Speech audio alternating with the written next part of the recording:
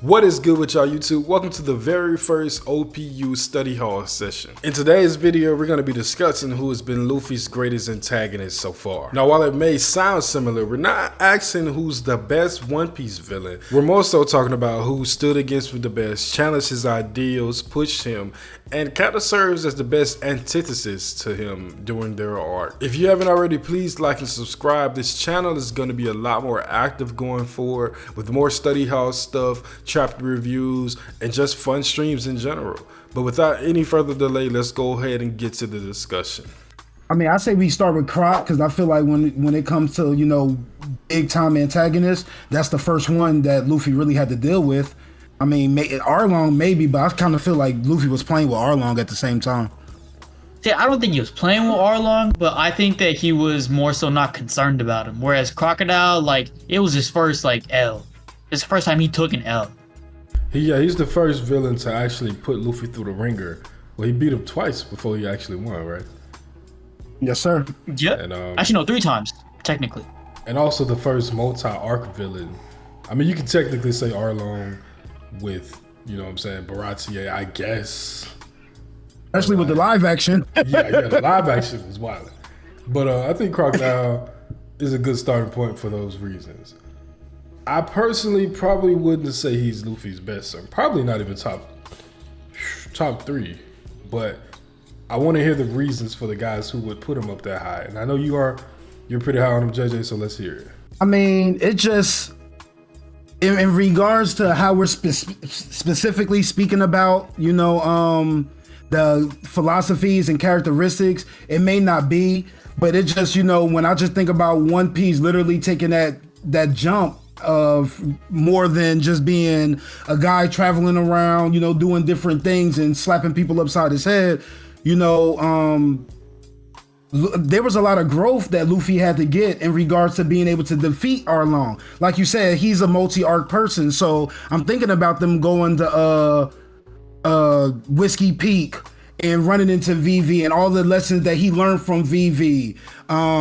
Him having to, if we just specifically talking about Arlong, I mean specifically talking about Croc, it's hard to go there other than the fact that Luffy had to step his game up way higher than he ever did before. But let me start with somebody else. It's all good. Let's see. Anybody else got Croc? I do like Croc. I do like Croc. But I've never been the biggest fan of him. What I like about him is he was so important for the Alabasta arc as a whole, and the way Oda used the world building of Alabasta, integrated it with Croc's goals and motivations, like where you have him taking away the water and then from the desert island, and then taking away from the water from the people, manipulating the entire kingdom, and everything with that with Vivi. And I feel like Croc was more so a great villain for Alabasta, for Vivi, and for Luffy there wasn't like really a personal connection. It was more so tying it back to Vivi again. So I do like Croc, but it just, when I think of Luffy's greatest villains, he's not the first one that comes to my mind. Same here. I think that he's a great villain for the entire arc and for what he stands for in terms of what that Alabasta arc needed. And rightly so, because how hard is it to beat a sand fruit user in quite literally the sandiest place in all of One Piece? Crazy.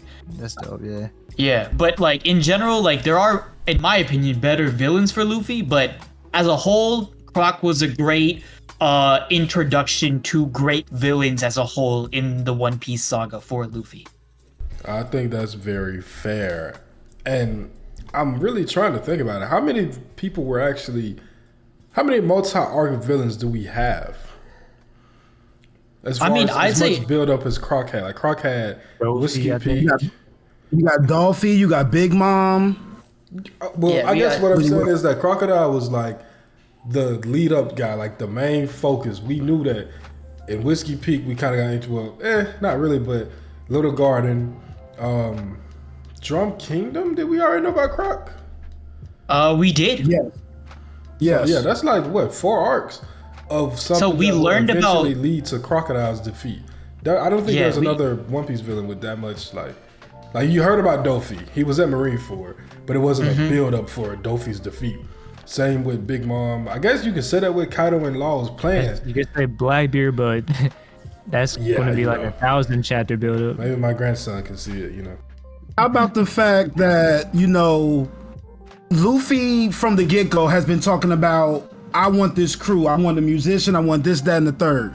How about Croc is important because that's really the first villain where if he didn't literally have himself a strong crew around him, and that even goes to Pell helping, Robin helping, if Luffy would have put hands on Croc and ended it, Alabasta still would have got blown up. I mean, you know, Mr. Prince playing his part. Literally, I feel like everything that Oda was trying to establish in the regards of why it's important for Luffy to have such a solid crew was emphasized first on a great level by Crocodile. How about that? That's very I fair. heavily agree as well. I think Alabasta and Croc's like whole demonstration of him building a giant organization is why the Straw Hats as a whole were extremely important, because it showcased that yes, Luffy can beat the biggest bad guy there is, but once he has his crew with him, they all gotta understand that they gotta run their ones as well. And yeah, I went for Nami, Chopper, Usopp. They all had to figure that out for the first time. Like, yes, I'm gonna be facing strong opponents now when I'm in Luffy's crew, and how am I gonna figure out, like, each and every single time I need to destroy an opponent? How am I gonna, you know, beat my opponent to the point where, you know what, Luffy can trust in me so that he can get shit done? That's pretty much it, and I really love that about Alabasta. Yeah, but the thing is, dude, Zoro versus Mr. 2, was it? Mr. 2? Mr. One. Mr. 1? Mr. 1? Bro, that fight is better than Luffy and Croc. Wow. Oh, you know what? I'm so tired. Bro, I never been a fan of the Luffy and Croc I'm fight. sick of y'all, man. Like, they're cool, don't get me wrong, but the Zoro fight was way better, bro. I think that is the a final, very and that's strong. like the final only time showdown. that happened in One Piece, right? Because there's been a few times, but really, like, that fight was crazy, bro. That's one of Zoro's best fights. I think the final showdown where they're like in the underground, like what's it, like an underground tomb, something like that. Yeah, you can. I'm not mad at Zoro being better, but I don't think that's that's the topic of this video. I ain't trying to big up Zoro. What are we doing, bro? No, but I'm just saying. I'm Like, just playing. the reason I bring it up is just to say, like, to me, that's the highlight of the arc when it comes to the main fights of taking out the group. Yeah. And so, like, usually Luffy has the best fight in the arc. I think Zoro's growth. What he had to do was crazy, and that, like, locking in, basically tapping into hockey. Yeah, that was nuts. But if y'all want, we can another reason I give ahead, Croc those props is the fact that it literally took so much. Like, he was a Bond villain. He brought that energy. Like, he had a backup plan for the backup plan.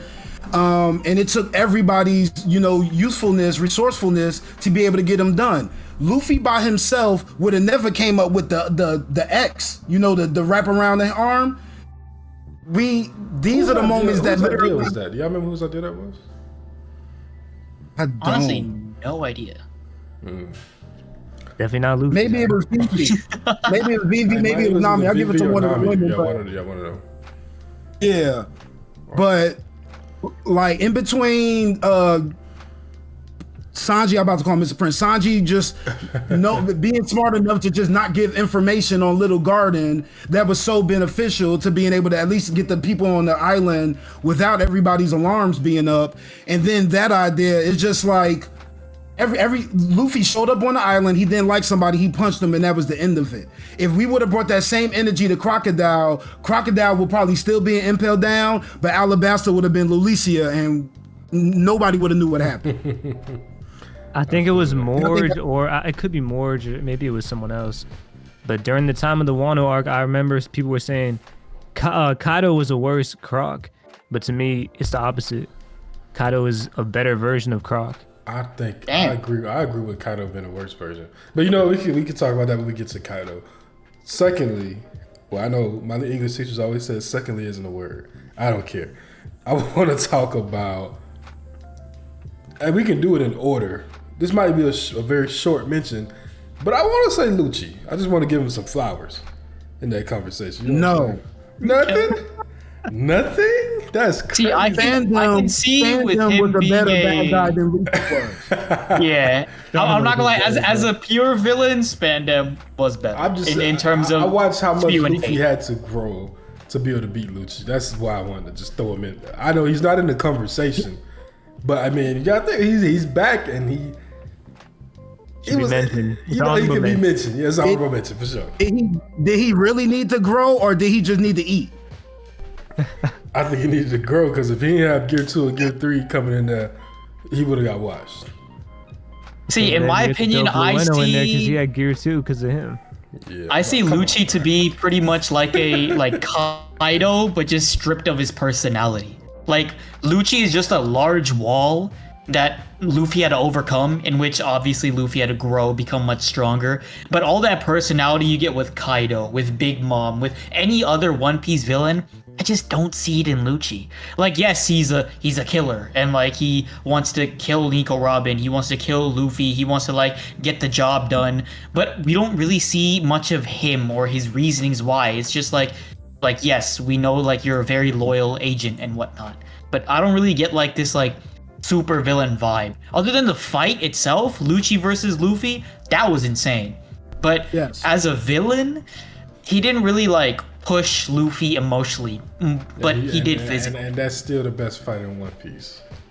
Arlong was a better villain than Luffy was. That's the best fight in One Piece. But we can go ahead. One. I want to get to Doflamingo. That's right. Now there's a villain. Moria, no. Moria garbage. I'm not doing you nail either. I don't care.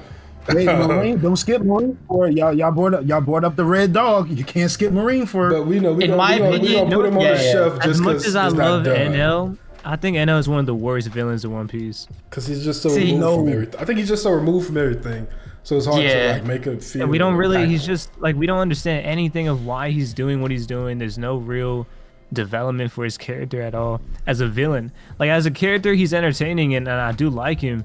But as a villain, it just, I don't know, it felt kind of flat to me. Especially the arc that long.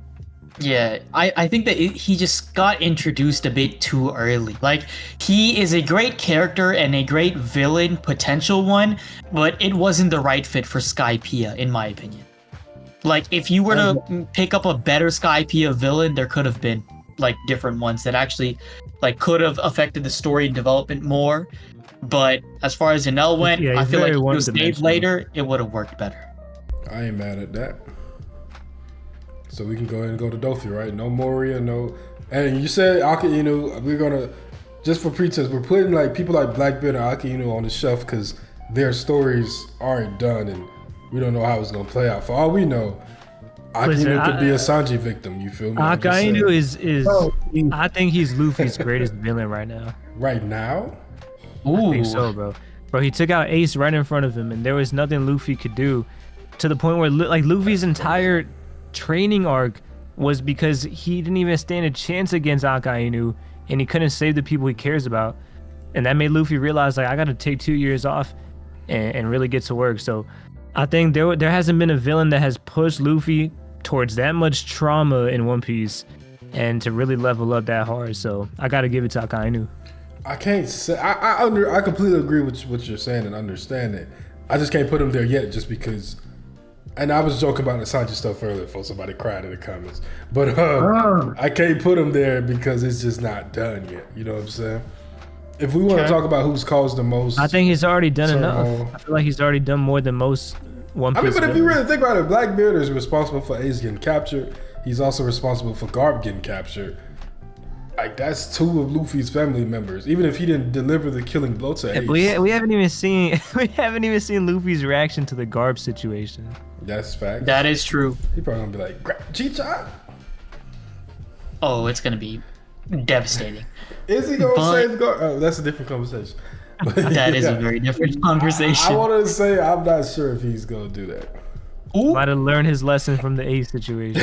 Yeah, you low-key just opened Pandora's box there, Crow. I'm not gonna lie. I think it's a good question. Like, well, I mean, like I said, we could talk about it on a separate video. I think he would, because he was going to save Vivi. We know he was going to save Ace. After what he kind of went through at Marineford and seeing Garp's, like, standing on his business, like, yo, y'all are pirates. Like, we're not supposed to be on the right side. And I also think Luffy would learn from what Zoro said about Vivi and be like, I'm gonna let him do his own thing. You feel me? I don't know. I could be wilding. I'm just. It's a question there. But I mean, I think Luffy's going to be more upset with the fact that Blackbeard caught Garp more than the fact that Garp was caught. I ain't mad at that at all. You know what? Yes, I agree with that as well. I think that if it was just Garp on his own, like him getting caught by some villain, Luffy would be like, "Oh, let's save Chichon," and then like it would just be something that like he'd learn later on that like, okay, you know what, this villain is bad. But because it's Blackbeard, it would put him on edge. So Yeah. I agree with that. For time's sake, we can go ahead and hop to Doflamingo, right? Oh, I like what you said earlier, Preach. I want you to repeat that. Oh, and so Dofi, I like Dofi a lot. He's probably my favorite out of all the villains in One Piece.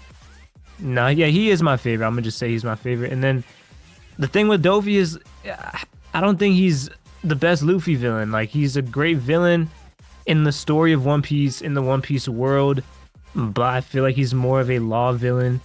And when you go through Punk Hazard and then Dressrosa, a lot of the great stuff that came with Dofi as a villain was against law. It was the entire law flashback, and then what happened to Dressrosa, really, like, he's a villain towards all those people.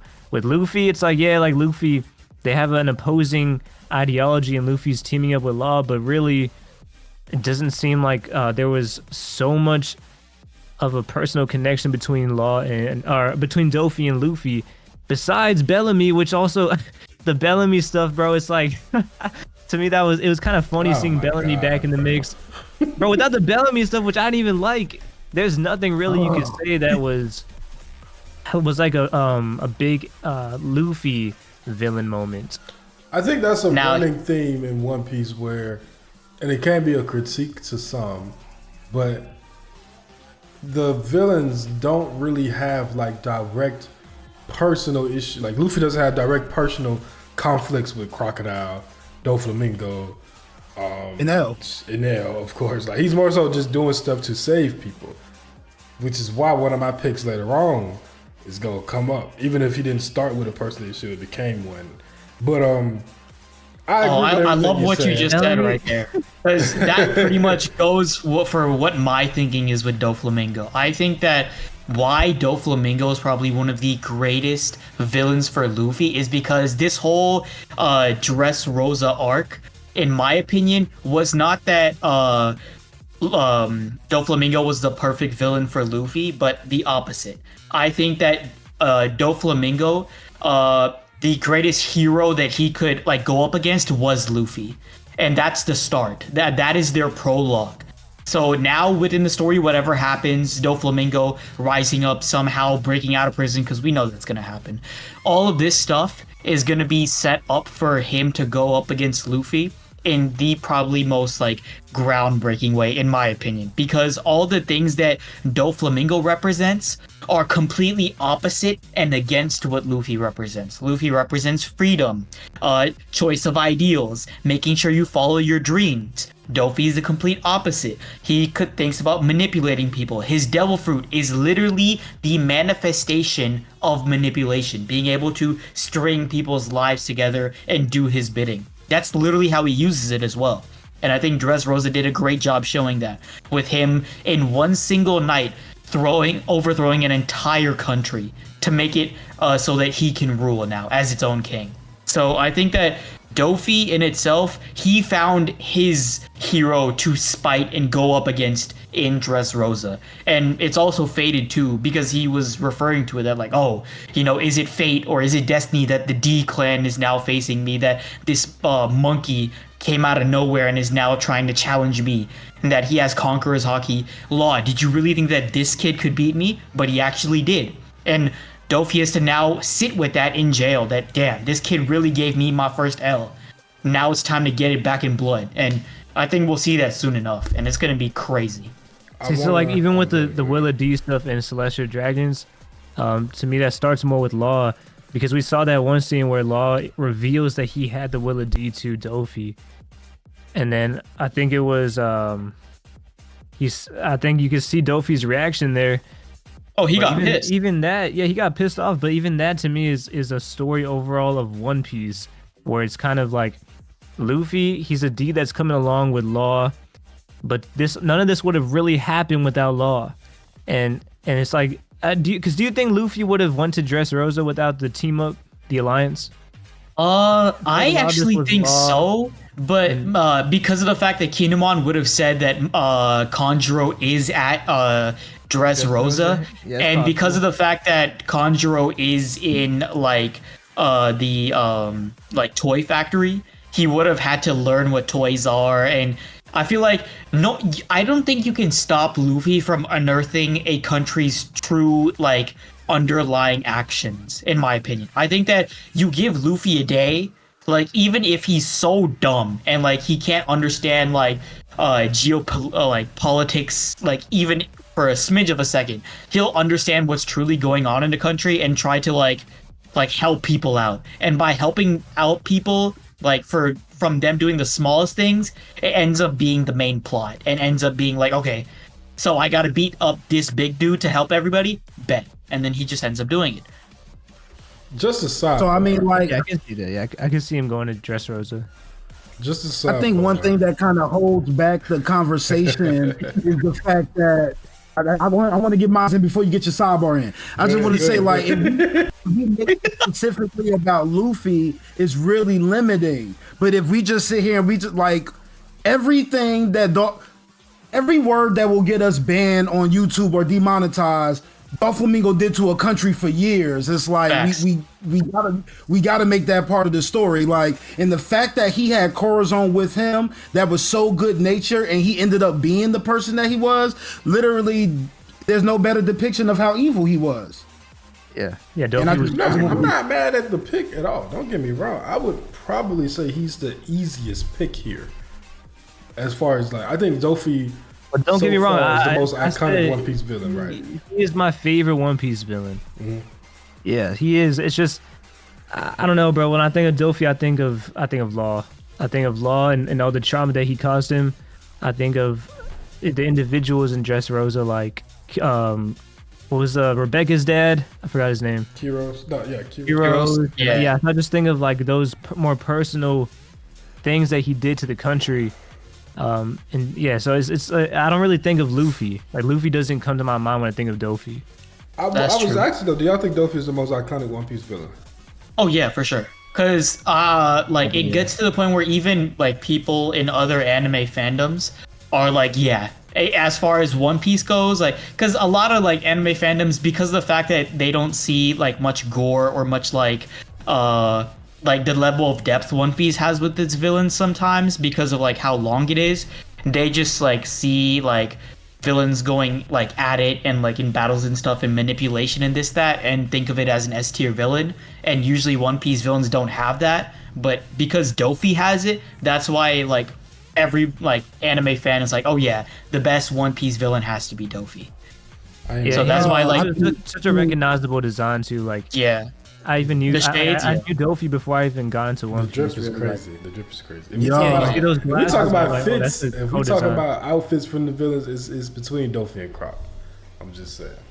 Also, I wanted to make a quick little side note. This idea that you have, Preach, that like Dofy's a better villain for Law.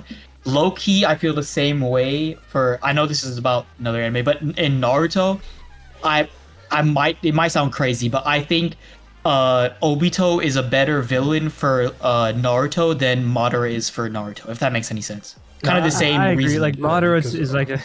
It's a Yeah, weird because villain. Madara is just like a force of like to reckon He's like with. an He's just ancient. crazy. Yeah, he's an ancient I warrior. think Naruto Yeah. sees more of himself in Obito. Like, it's like if things would have went right, Obito could have been like a Hokage type shit. You know what I'm saying? Like, but Yeah. because of what happened to him, he couldn't. But No, exactly. And then Dofy. Oh my bad. Cook, you good? I was just gonna say the inverse, same way. Like if things went wrong for Naruto, he could have literally been just like Obito. Like same thing. For sure. Yeah. I want to so just throw. I tweeted this. I feel like Doflamingo in the entire story has the best usage of his devil fruit, even better than Luffy. As far as you look at I the agree. utility that he gets from it, he I heals agree. himself. Bro, he can fly, he can heal himself, He can control people. He uses the strings as projectiles. He can make clones. Nobody has that bad. I mean, maybe Luffy with Gear 5 can get to some of that stuff. He made a bird cage, bro. The bird cage. Like, he got the best. It's not close to me. I don't know. And who would have thought a bird cage would be the most unstoppable weapon in One Piece?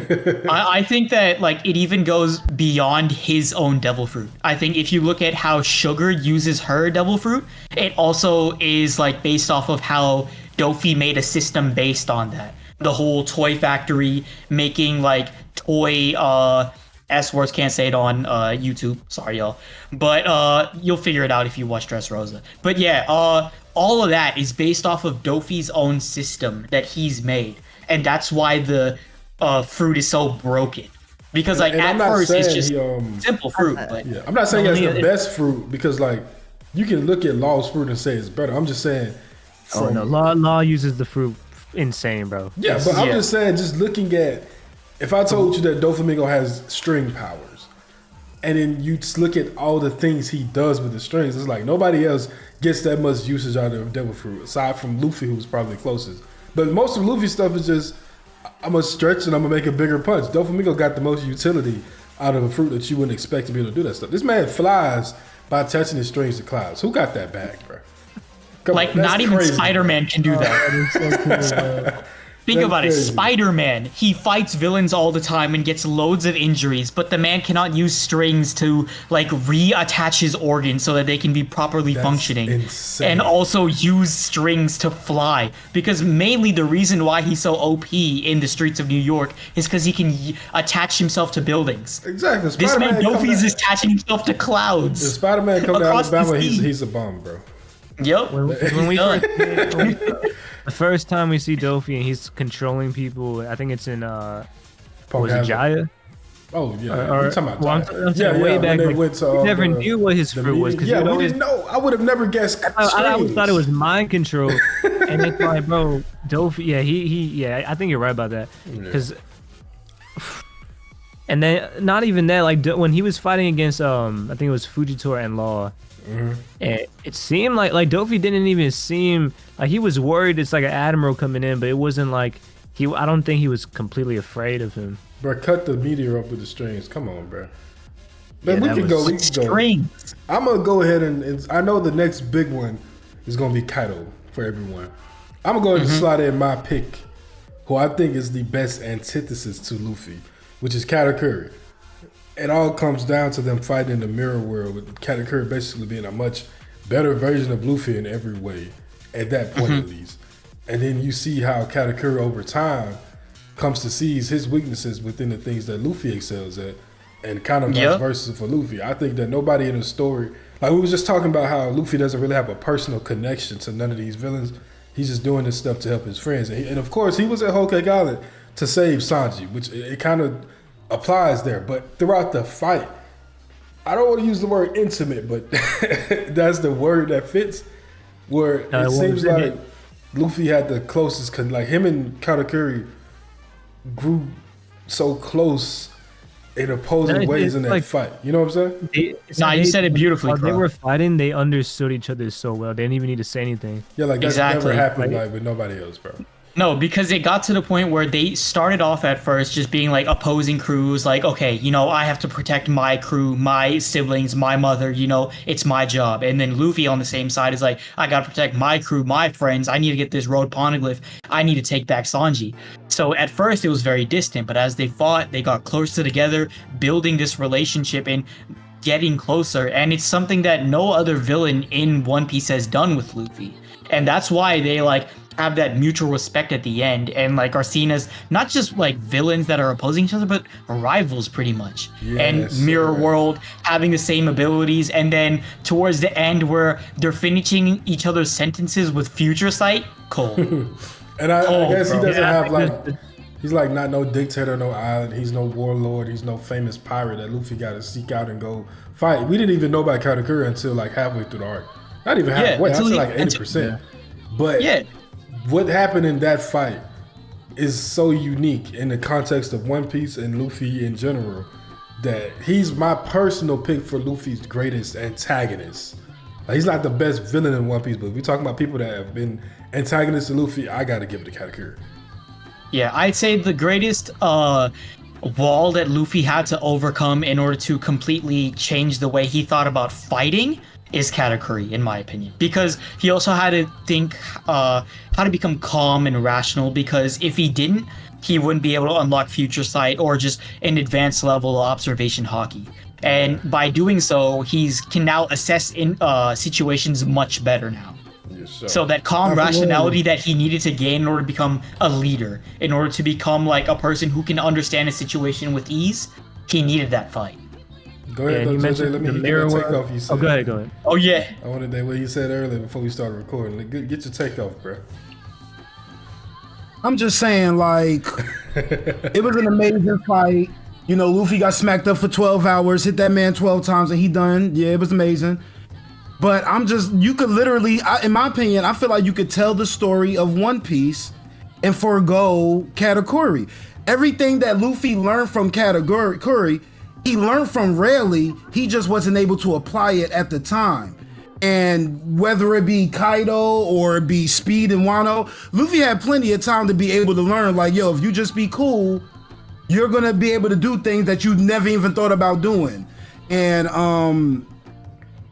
like you said, we went through the majority of the arc without Katakuri, and it just kind of takes away from the epicness of it. Like, when I think of Whole Cake, I think of Sanji and his tragic story, and I think of Big Mom and Wedding Cake, and running all through Elbaf. Katakuri was cool. The fight was awesome. That's when the animation was finally catching up to the story. So, visually, it was amazing. In my opinion, you can't say that Katakuri is one of the greatest because it really didn't matter. Just the same way that we don't really hold Enel like that because in the totality, it don't really hit. The same thing is like that for me when it comes to Katakuri. Thank God we got Snake Man. We know that's everybody's favorite Gear 4. Cool. But in the totality of the story, Katakuri don't really hit like that. To me, that really was just like, we're establishing this guy so that when he comes back as an ally, we know why. So why would he be considered the greatest villain? I'm not saying, like, if you want to simplify the fight, you could and say it's Luffy and Katakuri was just an obstacle that Luffy needed to get past to save his friends. Like, if you do simplify, that is kind of what it is. But then you have, I think it's kind of what you mentioned, like with the mirror world and the like that's a metaphor for the parallels between Luffy and Katakuri, and then there's so many more details in the story that Oda brought in. Like the idea of like Luffy is this symbol of freedom, and then Katakuri is fighting for his family, but he didn't choose his family. Like, Luffy chose his friends, which made him get the edge at the end. Like, there's so many little details in that fight, which I think make that fight one of the best fights in One Piece. Yeah, and not just that, but Pro worded it perfectly. Like, they're both a perfect antithesis. That's the word, right? Yeah, that's just to one another, in the sense that Katakuri is calm, collected, rational, has logic, right? That is all what Luffy lacks, but Luffy has that freedom to do whatever he wants. He can afford to lose, but then get back up and try again. Katakuri doesn't have that freedom. Yep. He's never had the freedom to be like, okay, I can take this loss on my back, but I'll be able to stand up and get up again and try again. And then that's not true. That's something he put on himself. It is, but he had to do so. I think it was Katakuri's sister when she came in during the fight. And then you can see Luffy and Katakuri are both pissed off at her, bro. Like, and the Conqueror's Clash to knock everybody out. Yeah. Oh, that was the best part of the fight. Love that part. Him deciding to injure himself, and like, you can't take away from those moments. But those aren't like greatest villain moments in my eyes. Like, that's fair. The way I see the fight is like this is a fight of, it's like two boxers that have a massive amount of respect for each other. Yeah. Also, I will say this, and that's why I think JJ, you might not relate to it as much, but in my opinion, I think that Luffy to Katakuri is very close to what Naruto is to Pain. And I know that JJ, you haven't seen Naruto yet, but no. for those of you on the OPU channel, stay tuned. You know, might become soon. But I really think that it's very similar in the fact that What do you they think, have Cody? Do you think that's a similar good comparison? ideologies as well. I think he's saying that they got similar ideologies, but they kind of like go out. They wait to, they learn from those ideologies and apply it to their lives in different ways. But I think that's actually going to be with Luffy and Blackbeard more so. Yeah, I than think so anything. too. Yeah. Nah, it's because like although Blackbeard is like it, I think Blackbeard will be its own thing. But Katakuri is very similar to Pain in the sense that like although Pain is like using it for a very like malicious purpose of like trying to like overthrow entire nations for the sake of getting peace. His like ideology is that, you know, I wanted to protect my friends, I wanted to protect my family, but the Leaf took that away from me. And same thing with Katakuri in the sense that Luffy is an enemy pirate crew that is taking away his poneglyphs, is attacking his family, is trying to attack his commander-in-chief, which is his mom, and is hurting his siblings. So when Luffy is always saying like, "Oh, I want to protect my friends," you know, you can't do this to like my crewmates, and like, you know, I'm gonna fight with the power of friendship because that's usually what most MCs do. Katakuri is also doing that. So, and when he also has the same devil fruit, same compassion for his siblings, same everything, it's really a challenge for Luffy that like, okay, he has the same ideals as me as well. How do I get past him? Yeah, it's So not like I he's really trying do to pick like apart it and find a flaw in what he's thinking because there's no flaw. You know what I'm saying? It's just we're on opposing sides. You know, I feel like. Yeah, I do see what JJ's saying though, because it's like how can you put Katakuri as Luffy's greatest villain When he's not being not like even a the villain. greatest I villain? agree with that. Yeah. I 1000% agree with that. I'm saying me personally, I just look at the uniqueness in the way the things were framed in that arc and that fight, and it makes me put Katakuri as my favorite, I guess I would say. But greatness and favorite is two different things. LeBron is the GOAT. Michael Jordan is some people's favorites. That's cool, but you know it's all good. We can keep going. We love basketball references here at OPU. I know y'all in the comments were waiting for it too. They're like, we haven't heard about basketball in a while. When is OPU going to talk about it? But, hey, we did it, man. I want to get to the last one for now, and we can revisit this later on in 10 years once One Piece finishes and like, you know, go back through it. But Vegapunk. yeah, he's evil for sure. But Kaido is obviously gonna be your last villain. Yeah. Right? Me personally. So y'all, Maybe the Gore say, but I wouldn't. Yeah, I wouldn't. Nah. okay, how about this? I wanted to say this earlier, but I held out because I knew we was gonna get to the guy. Y'all said Doflamingo the most iconic, but you know, we were sitting in the world for like 4 years and everybody was getting together with One Piece and we all got together in Wano. I'm thinking Kaido may have took Dolphy's spot, y'all, and that's probably why there's so much vitriol and so much conversation going on about, you know, the villain that is Kaido and his arc altogether. It's kind of like It's definitely close. I'm tired of these Especially Naruto because references. The villain that's in the fight with Gear 5. That's so you true. can't, like that alone is gonna give Kaido a boost. I know we've done a lot of Naruto Like, references, but I'm gonna say this. I think that Madara might be I think like Kaido was like Madara, whereas he's like the big bad and was the villain during like the penultimate arc. But I think, me personally, Pain is like the most iconic Naruto villain still. And that's how I feel about Doflamingo. Like, yeah, Kaido was the big bad. Itachi, a villain? I mean, Nah. he's a villain. Look, he's not a villain, but he was perceived for so long. But even still, he was like the he second. considered as an anti-hero, or would I'm it be just an saying his antagonist? Man, I don't know. I saw that perception, picture here with them kids, bro. I don't know. For years and years, Itachi just seemed like the most iconic villain before we really knew his whole story. But he's more of a villain to like, that would be like Mihawk. Like, you can't, I wouldn't say that Mihawk could be, even if Mihawk is not an evil guy, and we never perceived him that way. But even still, the fact that Mihawk is Zoro's main goal, it's kind of hard for me to put him and say he's like the best, he would be the best villain, even if he was an evil dude. So that's how I feel about Itachi. I can say for Pain, for sure. Like, Pain is, I mean, that's what everybody feels like Naruto peaked. He is the opposite of Naruto, it feels, you know what I'm saying? So I kind of felt that way for, and I know One Piece didn't peak with Probably Dressrosa. can.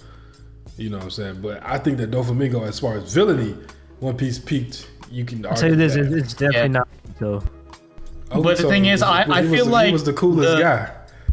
I think that the reason why people are like kind of downplaying One Piece villains right now as well is because the main villains that we're really waiting for are still getting fed small like little pecks of development and aren't being like fully blown up yet as of right now. With your Blackbeard, with your Emu, who's like there's even more. Who's downplaying the villains?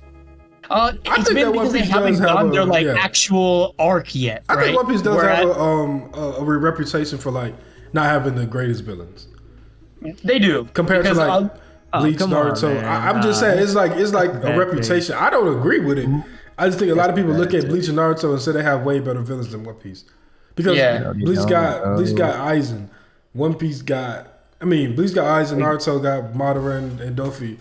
I mean, Madara and Pain. I'm not sure One Piece has somebody as of yet that you can put on the level with those type people. Now, will Ake be there? I don't think you can put Dofi with Aizen, bro.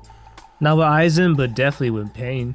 See, in my opinion, I think that Emu will be that level, and like I'm not mad at that. I think Emu, Blackbeard, and Ake, all three of those can make it there. But and then that's the thing. If you look at those people we name, Aizen is like the main. I mean, obviously, you had the 1,000 Year Blood War, but for the vast majority of Bleach, he's the main villain. It's like Aizen is like the greatest villain ever, though. So that's like, come on, bro. Like no one has an Aizen. I'm just saying that the reason why it's kind of disingenuous is because Madara is like the biggest villain in Naruto. Pain is like one of the biggest villains in game stuff. Whereas One Piece, we haven't made it to our Madara yet, really. We haven't made it if I had to explain it, it's like Hunter or One Piece. I'd say One Piece because I think that Hunter x Hunter has more has more better characterizations of like certain ideals and themes. Meruem was like Meruem, right? Well, I don't crazy, bro. The bomber but I don't think he's a better villain. Though. Wait, which one? The bomber was ass, dog. I don't care what nobody say.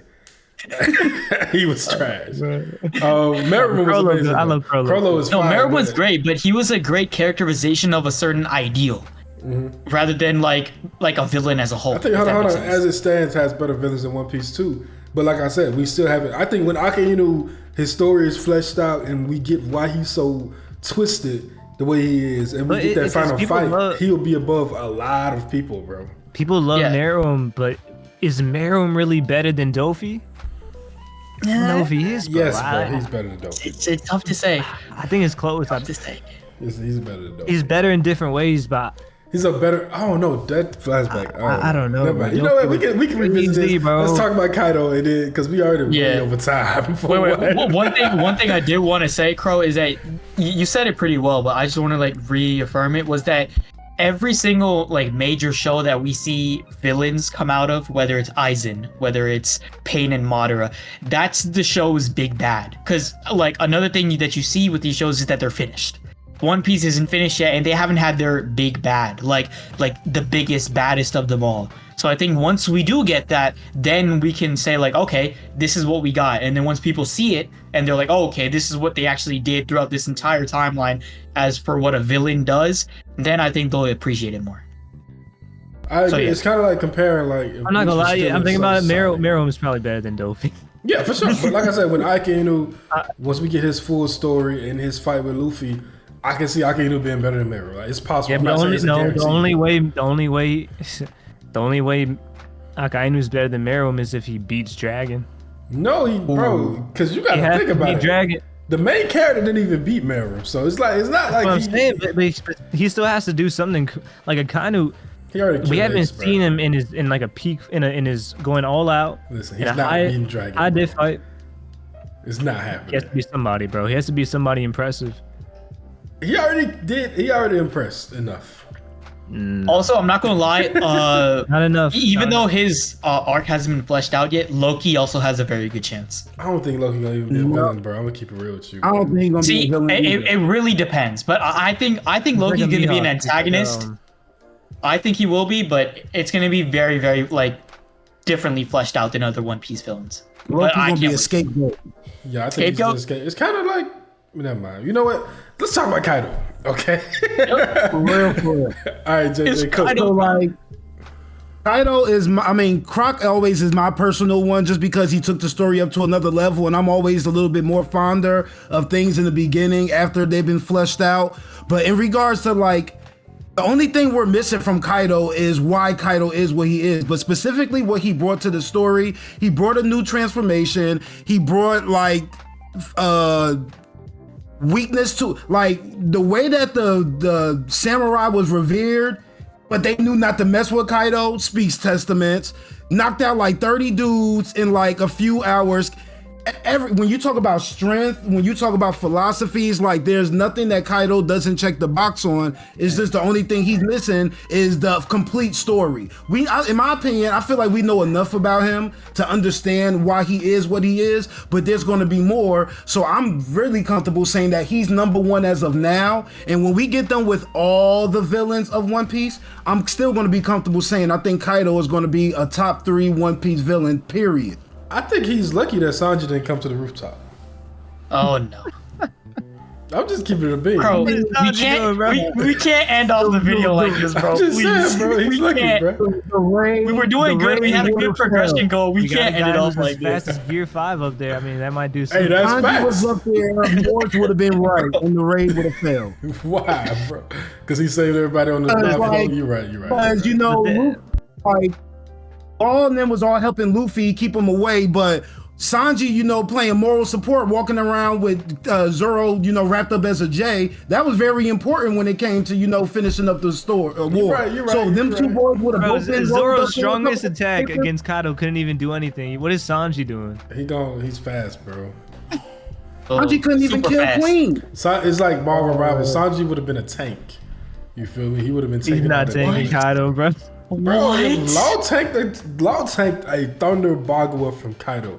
If Law can do that, Sanji is doing that 10 times over. I'm just saying. No, that's a 3 billion berry bounty pirate. Oh wow! All right. Ooh, So apparently now Sanji is now the greatest villain in One Piece. You heard it here first. Now, anyway, I'm not mad at the moderator. Oh my god, the Kaido pick at all. I just personally think that once his story is finished, then I can be more confident agreeing with it. But there were some missteps in Wano for sure. There were a few. I need to know about this awakening situation. Like we can make assumptions. I don't care, bro. We can make assumptions, bro. But why not just tell us? Like you told us as soon as we saw Lucci. That's a big issue. As soon as we saw Lucci in the first chapter, we knew that Lucci had his awakening, right? And then Luffy goes Gear 5. Kaido like, oh, that's what we call awakening. But we're not gonna find out if we got it. We have enough. Like, we already have enough to just assume he has it. But why do I need to assume? I didn't have to assume with nobody else. We didn't have to assume with Katakuri. Exactly. Why we would not have to assume with the next person? Like no, yeah, we didn't assume with every person that's used awakening, even Kaku. When Kaku used awakening, it was told to us. Devil Fruit for like 25 years. Even Kaku. 40 years. We got his Devil Fruit at God Valley, right? 40 years. I'm not disagreeing with you. I'm saying you can infer it for sure, but not having it confirmed is an issue. And I think the anime my problem is to try to make it appear like he was awakened without them saying it. Like they gave him another color, they gave him the Sanji eyebrows while fighting Gear 5. Wait, Kaido Germa.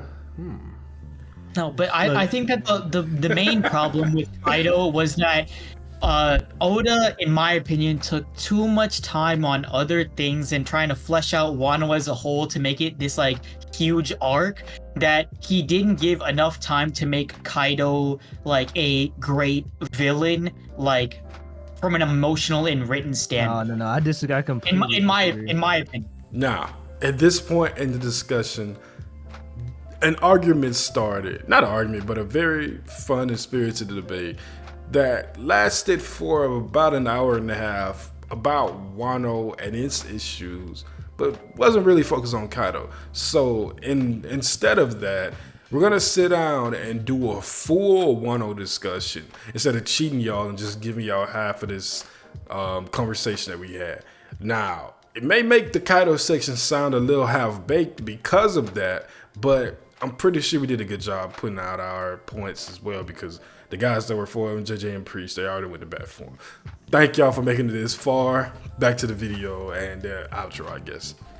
But one thing's for sure, if people are still listening, you know, if they're somehow still getting any viewer retention in, subscribe to the channel, because then you'll be able to see JJ's perspective on all of Naruto, so we can make sense of Wano as a arc in general too. And what else? What can we say? Should have just streamed this, bro. Yeah. I literally was just saying that we should have just live streamed, bro. We should have. This was so damn long. It's 2 hours and 30 minutes. 2 hours and 30 minutes. Damn. Appreciate y'all Talk about footage. If y'all made it this far, which the video won't be this long, thank y'all for watching, and like and subscribe. Expect much more content from the fellas in this form. Yes. Also, guys, do we want to guess how long the video is? How much it like needs to be cut out? Like, we was at 30 minutes before we even started talking about Kaido and Wano. Damn. Yeah. So That's good on us. Shout out to us, man, making content.